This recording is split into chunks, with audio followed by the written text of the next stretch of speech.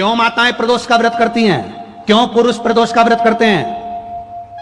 क्यों बच्चे प्रदोष का व्रत करते हैं? प्रदोष का व्रत करने का केवल एक सार तत्व यह है, प्रदोष के दिन, प्रदोष काल में मेरा देव अधिदेव महादेव निकलते हैं अपने मंदिर से बाहर, नंदी पर बैठकर कैलाश से निकलते हैं, काशी विश्वनाथ चलते हैं, देवघर वाला नंदी लेकर बाहर निकल जाता है। और प्रदोष काल में भगवान ने नंदी को जो वचन दिया था कि जहां तू खड़ा होगा चारों तरफ दृष्टि फेरकर जितने दिखेंगे सबका कल्याण मैं करूंगा, जो मांगेगा उसे मिल जाएगा। इसलिए प्रदोष के दिन, प्रदोष काल में हम शंकर की आराधना में लगे रहते हैं, प्रयास करते हैं कि मुख से श्री शिवाय नमस्तुभ्यम निकल जाए, पंचाक्षर मंत्र नमः शिवाय निकल जाए, षडाक्षर मंत्र ओम नमः शिवाय निकल जाए, भगवान के मंत्र का जाप हमारे मुख से निकल जाए। जब हमारे मुख से भगवान का नाम जाप निकलेगा तो हो सकता है कि शिव की दृष्टि हम पर पड़ जाएगी और हमारा कल्याण निश्चित हो जाएगा, हमारा कल्याण।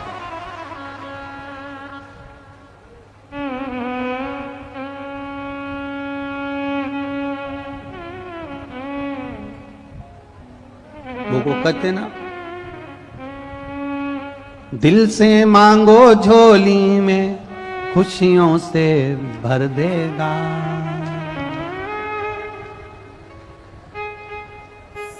वो साधारण नहीं है महाराज,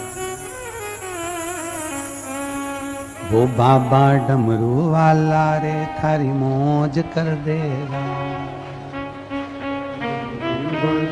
हम जो मांगे वो हमको देने को तैयार बैठा है, जो मांगे। इसलिए भाव से, हृदय से शिव को जब हम पुकारते हैं, शिव दौड़कर आता है।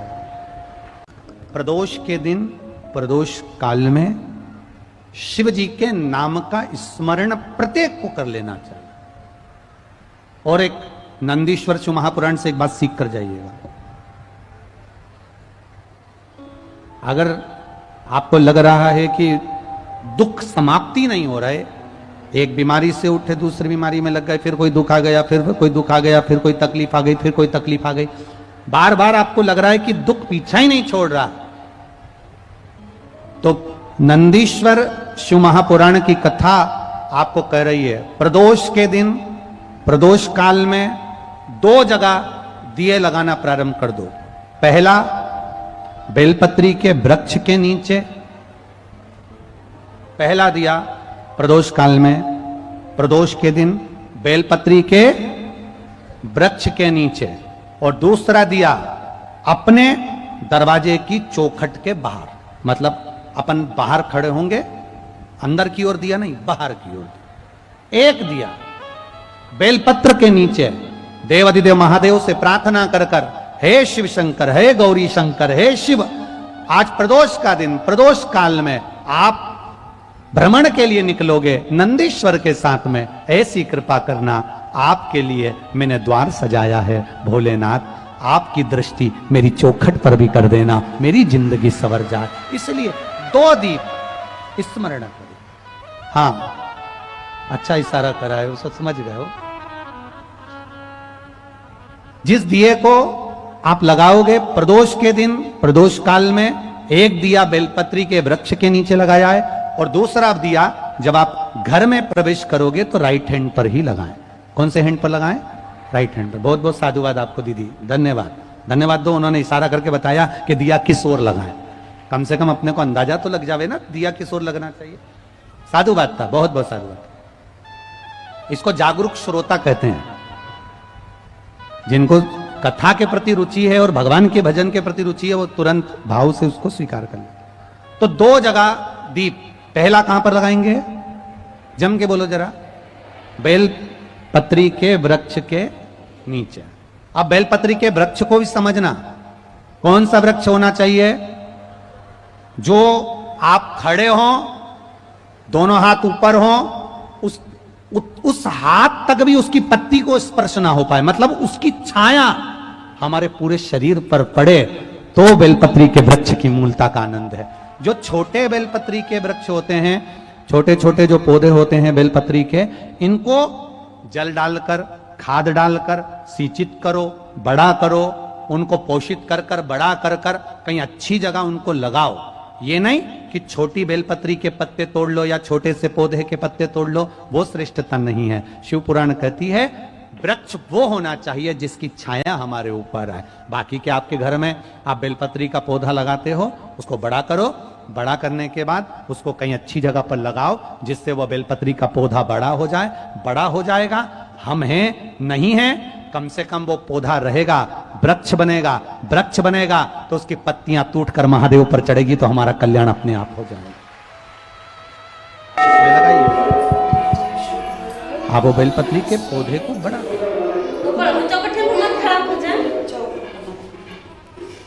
वृक्ष होगा। तो पहला दिया कहां लगाएंगे? बेलपत्री के वृक्ष के। और दूसरा, अपने घर में प्रवेश करते समय राइट हैंड में बाहर। शिव तत्व को जानना। कौन से दिन? जम जम के बोलो जरा। प्रदोष के दिन। कौन से समय?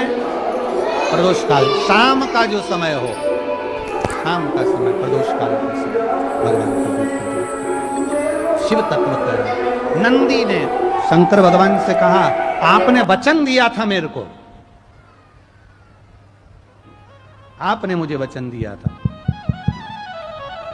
आपने मुझे वचन दिया था भोलेनाथ कि प्रदोष के दिन, प्रदोष काल में नंदी तू मुझे जहां ले जाकर खड़ा कर देगा, उसके आसपास में जहां मेरी दृष्टि पड़ेगी, वो जो मांगेगा महादेव उसकी झोली खुशियों से भर देगा। खाली न जाता कोई दर से तुम्हारे, खाली न जाता कोई दर से तुम्हारे, मैं भी खड़ा हूँ बाहें पसार, अपने हृदय लगा लो, लगा लो, गिरा जा रहा हूँ, उठा लो। शिव कृपा करुणा। आप विश्वास के साथ में अगर प्रदोष के दिन बेलपत्री के वृक्ष के नीचे दिया लगा रहे हो, चौखट के पास में दिया लगा रहे हो, तो मेरा बाबा नंदी को वचन दिया है प्रदोष के दिन तू जहां ले जाकर खड़ा करेगा मैं उस पर अपनी दृष्टि दे दूंगा। बहुत ध्यान दीजिएगा, अपने स्मरण में रखिएगा। शिव जी को लोटा भर के जल चढ़ाने जाओ, शंकर भगवान को जब एक लोटा जल चढ़ाने के लिए जाओ तो अपने स्मरण में रखिएगा, थोड़ी देर, एक क्षण, एक पल, एक घड़ी नंदीश्वर के पास भले ना बैठो, खड़े हो जाओ, पर एक क्षण के लिए नंदी के पास जरूर ठहरा करो, जिससे वो हमारे मन की बात महादेव तक पहुंचा दे, शिव तक पहुंचा। हमारे मन की बात भगवान शिव से कह, हमारे मन। जब अपने मन की बात हम देवाधिदेव महादेव से कहें तो अपने हृदय की बात, अपने चित्त की बात महादेव तक पहुंचाने के लिए मेरा देवाधिदेव, मेरा महादेव, मेरा शंभू तक अपनी बात पहुंचाने के लिए मेरे शंकर भगवान ने अपने नंदी को हमें दे रखा है। ऐसी नंदी की महत्वता है। शिव ने अपनी बात, एक भक्त की बात महादेव तक पहुंचा सकता है नंदी।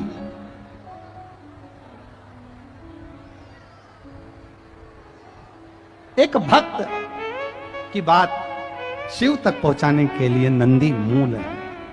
नंदी, आप अपने हृदय की बात नंदी से कहें, नंदी बाबा देव अधिदेव महादेव से कह ही देता है। शिव की भक्ति करो जितना बन सकता है। आप नंदीश्वर शिव महापुराण की कथा सुन रहे हो, नंदी के पास बैठकर नंदी के कानों में, नंदी के चित्त में हमारे हृदय की बात हम कहें और वो बात नंदीश्वर देवाधिदेव महादेव तक पहुंचाए कर आएगा। तू विश्वास तो अटल रख, भरोसा तो अटल रख, तेरी दृढ़ता, तेरी श्रद्धा तो अटल रख।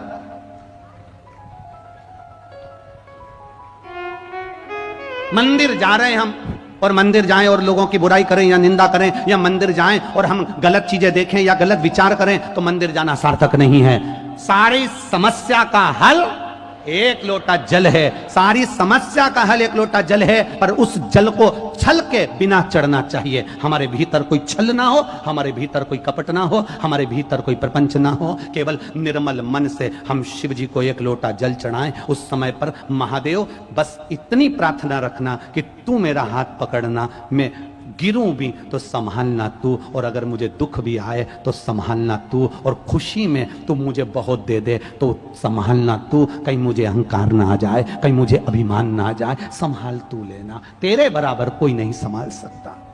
कौन संभाल, कौन संभाल? नंदी नहीं हटा, नंदी अड़िग रहा, नंदी दृढ़ी रहा, नंदी हिलने को तैयार नहीं है, नंदी खड़ा है, जा ही नहीं रहा।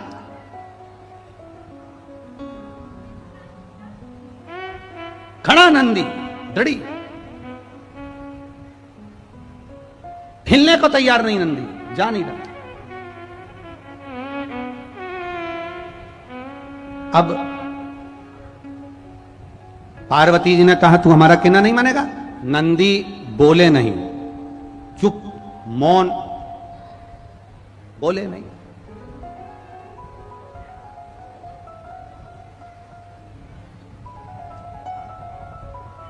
नंदी बोले नहीं। शिव जी ने नंदी से कहा, नंदी माता पार्वती की बात नहीं मान रहे हो, आगे नहीं चल रहे हो। नंदी शिव जी से बोले, प्रभु आज प्रदोष का दिन है, प्रदोष काल है, आप भूल गए?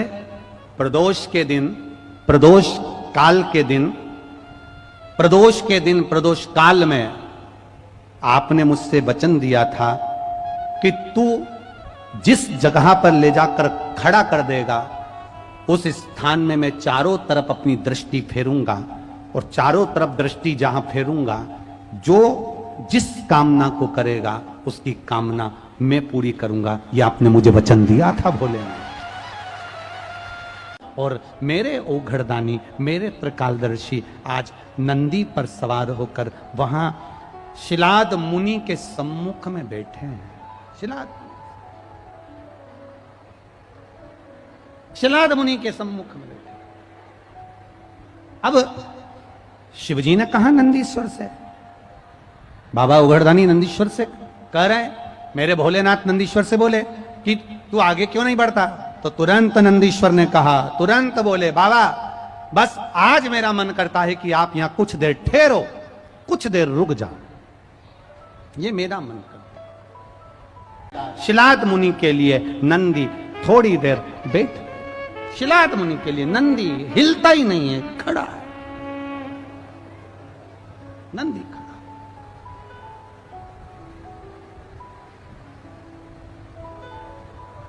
अब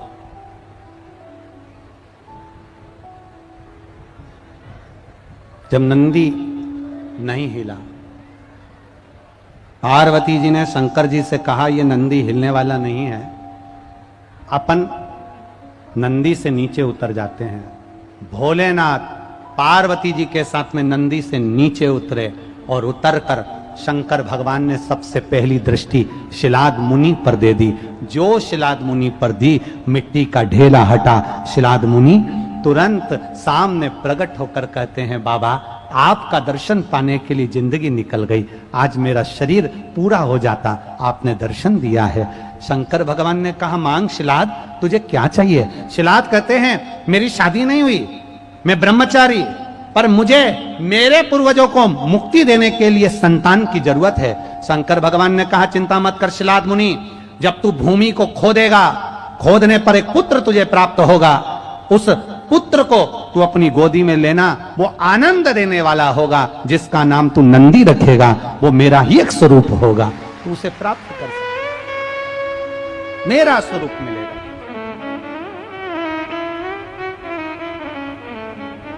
पर भोलेनाथ ने कहा, देने पर अगर पर, किंतु, परंतु, क्या, क्यों, ये शब्द अगर लग जाता है तो टेंशन आ जाता है। पर शिलाद मुनि ने कहा, प्रभु ये पर क्यों लग रहा है, आखिर आप क्या कहना चाहते हो? शंकर भगवान ने कहा, सुन शिलाद मुनि, पुत्र तो तुझे मिलेगा पर उसकी उम्र पूरी नहीं होगी, आधी उम्र में उसको जाना पड़ेगा, आधी उम्र में उसे जाना। शिलाद मुनि ने चरण पकड़कर देवाधिदेव महादेव से कहा, अगर मेरी भक्ति के बल पर मुझे पुत्र मिल सकता है तो विश्वास रखता हूं आपकी भक्ति करके मेरे पुत्र की उम्र भी बढ़ा सकता हूं। अकाल मृत्यु वो मरे जो काम करे चंडाल का, काल उसका क्या बिगाड़े जो भक्त हो महा काल का। शंकर का उपासक भय नहीं खाता, डरता नहीं है। शिव की भक्ति करने वाला कभी नहीं डरता, शंकर की आराधना करने वाला कभी नहीं डरता, शंकर की उपासना करने वाला नहीं डरता। शंकर की भक्ति करने वाला, अगर कोई उपासना करने वाला है, शिव को एक लोटा जल चढ़ाने वाला है, शंकर का व्रत करने वाला है, शिव की भक्ति करने वाला है, देवघर तक जल चढ़ाने सुल्तानगंज से पैदल जाने वाला है, तो वो दुनिया में कभी नहीं डरता, वो आगे ही बढ़ता चले जाता है, डरता वरता नहीं है। शिव भक्ति में रमो। इसमें नाम लिखना तो जीजी भूल गई, इन्होंने नाम की जगह पर लाइन लिख दी है, लुटा दिया भंडार काशी वाले ने। मैं बिहार से, अच्छा नाम लिखा है, मिल गया। मैं बिहार से रत्ना देवी, जिला कटिहार से हूं। कहीं बैठी हैं रत्ना देवी? कहीं बैठी हो तो दोनों हाथ ऐसे हिला दो। आप ही हैं? हाँ, दोनों हाथ हिला दो दीदी। हाँ, एक बार हाथ हिला दो ऐसे। मैं बिहार से रत्ना देवी, जिला कटिहार से हूं। गुरुदेव, मैं क्या वर्णन करूं देवाधिदेव महादेव का। मेरा बेटा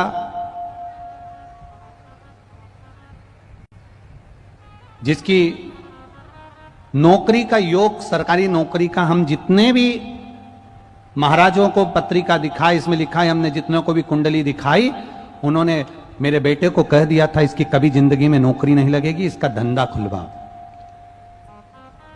इसको कोई दुकान खुलवा दो, कोई धंधा खुलवा दो, इसकी नौकरी नहीं लगेगी। आपने लिखा कि कुंडली में नौकरी के योग किसी महाराज ने नहीं बताए, सबने धंधे के योग बताए। गुरुदेव, मैं निराश हो गई, अब करूं तो करूं क्या। तब हमारी पड़ोसन टीवी पर शिव पुराण सुनती थी, हमने भी देख लिया और हमने भी आस्था चैनल चालू कर टीवी पर कथा सुनना प्रारंभ करा। और कथा सुनना, उस दिन आपने कथा में कहा था, शंकर जी के मंदिर में जाकर झाड़ू लगाना, पोछा लगाना, तनख्वाह भोलेनाथ देंगे। तुम झाड़ू लगाओ शिव के मंदिर में, पोछा लगाओ शंकर के मंदिर में, सफाई करो शिव के मंदिर में, और लगातार बाबा की सेवा करो, दिया जलाओ मत जलाओ, पर उसके मंदिर की सेवा कर ली, तनख्वाह वो देगा। बाबा, आपका क्या वर्णन करूं, 1.5 साल मैंने बाबा की आपकी कथा सुनकर पीछा नहीं छोड़ा महादेव का। मंदिर में झाड़ू लगाती, पोछा लगाती। लोग कई बार मुझसे कहते, कितने रुपए महीने में काम कर रही हो?